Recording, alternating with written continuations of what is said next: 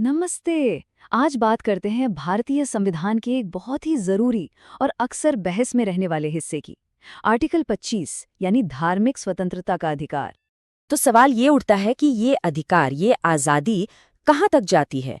कहाँ एक व्यक्ति की धार्मिक स्वतंत्रता खत्म होती है और कहाँ से पूरे समाज की जिम्मेदारी शुरू हो जाती है? चलिए आज इसी पेचीदा सवाल की तह तक चलते हैं।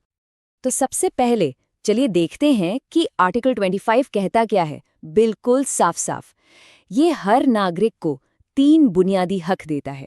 किसी भी धर्म को मानने का, उसकी रीतियों का पालन करने का और हाँ, उसका प्रचार करने का भी।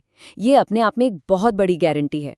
तो ये एक फंडामेंटल राइट है, मतलब ये कोई मामूली कानून नहीं है, बल्कि हमारे संविधान की नींव का हिस्सा है। एक ऐसी आज़ादी जो हर किसी को अपनी आस्था, अपनी मान्यताएं खुद चुनने का पूरा हक देती है। लेकिन यहाँ एक बहुत बड़ा लेकिन है। संविधान साफ कहता है कि ये अधिकार एब्सोल्यूट नहीं है, मतलब इसकी कोई सीमा नहीं है। ऐसा बिल्कुल नहीं है। और यहीं पर एंट्री होती है रीजनेबल रिस्ट्रिक्शंस की, यानी उचित प्रतिबंधों की। ये संविधान का ही तरीका है ये पक्का करने का कि किसी एक की आज़ादी पूरे समाज की भलाई पर भारी ना पड़ जाए। तो सवाल ये है कि सरकार किन वजहों से इस आज़ादी पर रोक लगा सकती है। देखें, संविधान ने इसके लिए 5 लक्ष्मण रेखाएं खींच दी हैं: पब्लिक ऑर्डर, नैतिकता, स्वास्थ्य, दूसरों के मौलिक अधिकार और कुछ मामलों में खुद राज्य का नियंत्रण।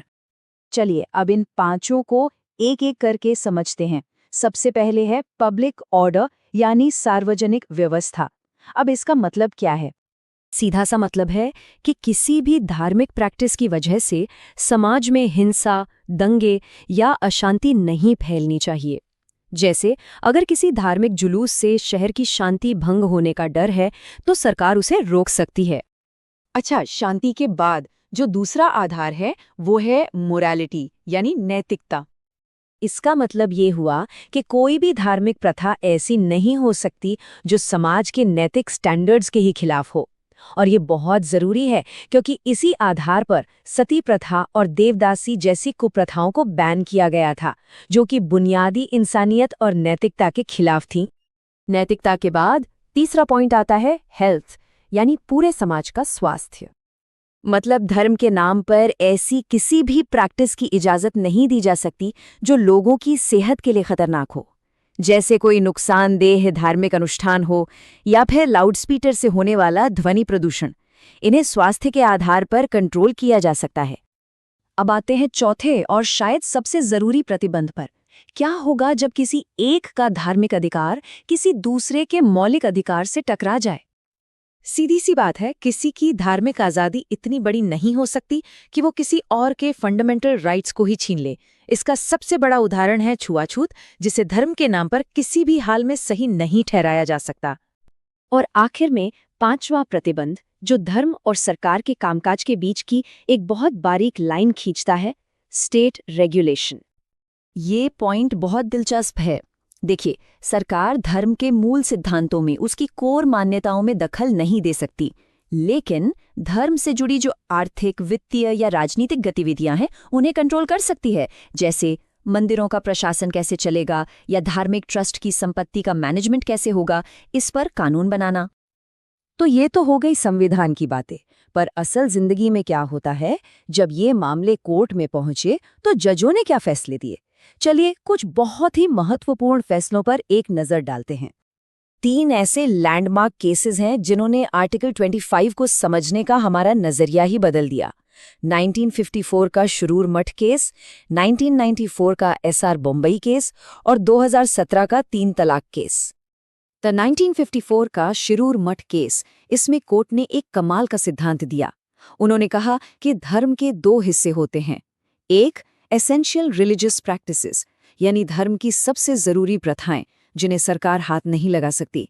और दूसरा हिस्सा है धर्म से जुड़ी आर्थिक, वित्तीय और दूसरी सेक्युलर गतिविधियां जिन्हें सरकार रेगुलेट कर सकती है। ये एक बहुत बड़ा फैसला था। फिर आया 1994 का एसआर बोम्मई केस। इसमें सुप्रीम कोर्ट ने बिल्कुल 2 टूक कह दिया, धर्म का इस्तेमाल राजनीति के लिए नहीं किया जा सकता। ये फैसला आज भी धर्म और राजनीति के बीच की सबसे जरूरी दीवार है। और हाल ही का 2017 का 3 तलाक केस तो सबको याद ही होगा। कोर्ट ने इसे असंवैधानिक क्यों करार दिया? याद है वो चौथा प्रतिबंध, दूसरे मौलिक अधिकार? बिल्कुल, उसी आधार पर, क्योंकि ये प्रथा महिलाओं के बराबरी और सम्मान से जीने के मौलिक अधिकार के खिलाफ थी। तो इस पूरी बातचीत का निचोड़ क्या है? सारी कहानी एक ही शब्द के आसपास घूमती है, और वो शब्द है संतुलन। एक तरफ है अधिकार और दूसरी तरफ है जिम्मेदारी। तो आर्टिकल 25 हमें धर्म की आज़ादी का एक मजबूत हक तो देता है, लेकिन इस आज़ादी को हमेशा पब्लिक ऑर्डर, मोरालिटी, हेल्थ और सबसे बढ़कर दूसरों के फंडामेंटल राइट्स के तराजू पर तौलना पड़ता है। तो आखिर में सवाल यही बचता है कि हमारे जैसे इतने विविध देश में एक इंसान की अपनी आज़ादी और पूरे समाज की भलाई के बीच वो सही संतुलन, वो राइट बैलेंस आखिर है कहाँ? इस पर सोचना बहुत जरूरी है।